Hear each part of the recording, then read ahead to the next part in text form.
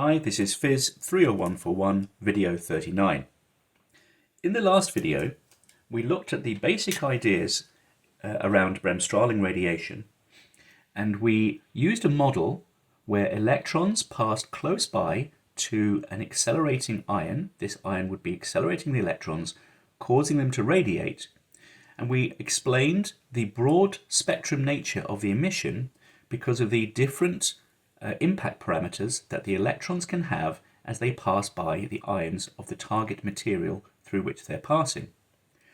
And by examining this impact parameter and realizing that the likelihood of a particular impact parameter was proportional to 2 pi b dB for an impact parameter b, we could explain some features of the Bremsstrahlung radiation emission.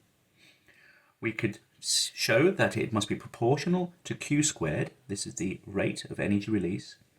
It must be proportional to the number of electrons which are moving through the target, and it must be proportional to the number of ions within the target. So this is the number density, and this is the energy released per unit volume.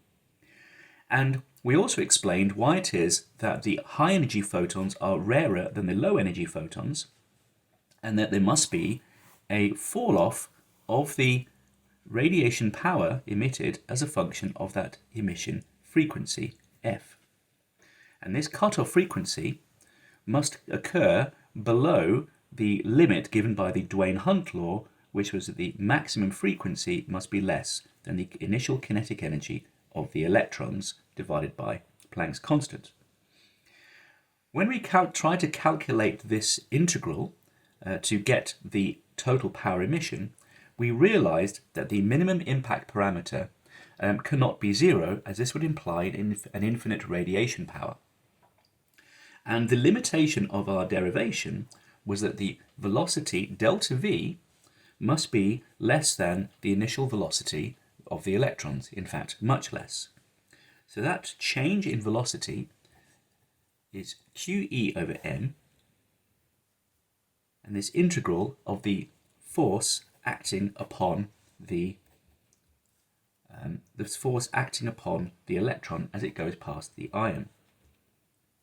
So that's something like 2QE over MBV, where M is the, well, it should be B there, MBE, where M is the mass of the electron.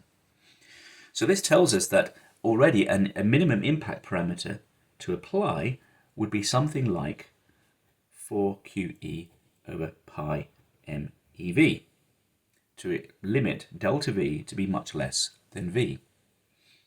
But we also realized that this impact parameter should also have a lower limit, because quantum effect will start to become important when the impact parameter is something like the Compton wavelength.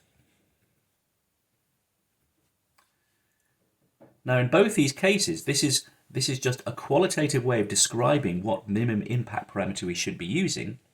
And what we're really doing wrong here is we're using a classical calculation where there should be quantum effects going on. But we can make a correction for that by applying an overall factor, a numerical factor, to this radiation emission power. So what we normally do is we apply this quantum limit and a Gaunt factor, and we can then calculate or give a formula for the total Bremsstrahlung power emitted as electrons move through a target. So that is that the Bremsstrahlung power is approximately equal to the number of electrons, the number density of the ions they're passing through, and then we showed that this derivation allows us to show that it must be proportional to the charge of the electrons to the fourth, to the charge of the ions squared, and there's an overall numerical factor, epsilon naught cubed, MEC cubed H.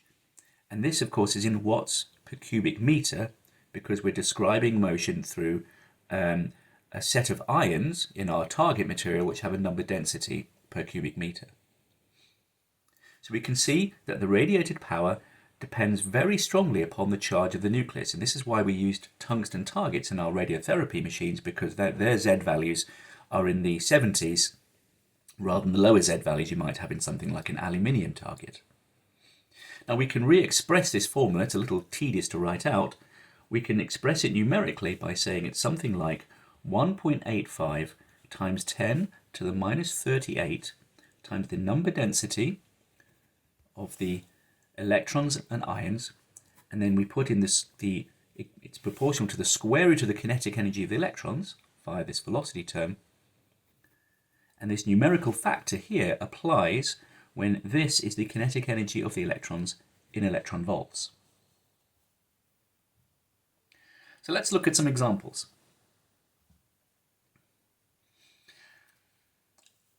Another example we can look at is that of the plasma. So we saw that a plasma consists of a free gas of electrons and ions, and in a plasma the electrons have a much lower mass than the ions. So when the electrons are moving and the ions are moving, the electrons are accelerated by the ions, and the ions can also be accelerated by the ions and the electrons. But we see that because the mass of the electrons is much lower than the mass of the ions, then in a plasma, as the electrons pass by the ions radiate and the ions do not in any significant way. So we can calculate the emission of radiation caused by this set of electrons moving freely amongst the ions, and this is called free radiation. So this is similar to our previous notion of having electrons passing through a target, but in our plasma we have freely moving electrons and ions moving relative to each other, and they both experience the electric field caused by the other, but the electrons, when they pass by the ions, are the ones that receive the significant acceleration that gives rise to a significant amount of radiation. And we see again that the power emitted should be proportional to the charge of the ion squared. So again, that has exactly the same form as this. So this is the Bremsstrahlung power emitted in our plasma, where again N now is the number density of the electrons, Ni is the number density of the ions, and we have this other factor. And we can see that it has exactly the same numerical value, so we can use this formula to calculate the amount of power emitted due to this free radiation if the electrons have a typical energy Ek in eV. So when would this arise? Well, this free plasma, this plasma of electrons and ions, is the kind of thing we might find in a fusion reactor. So this would be something like a tokamak. So in a tokamak, we try to heat the plasma so that the ions themselves will fuse and give energy generation.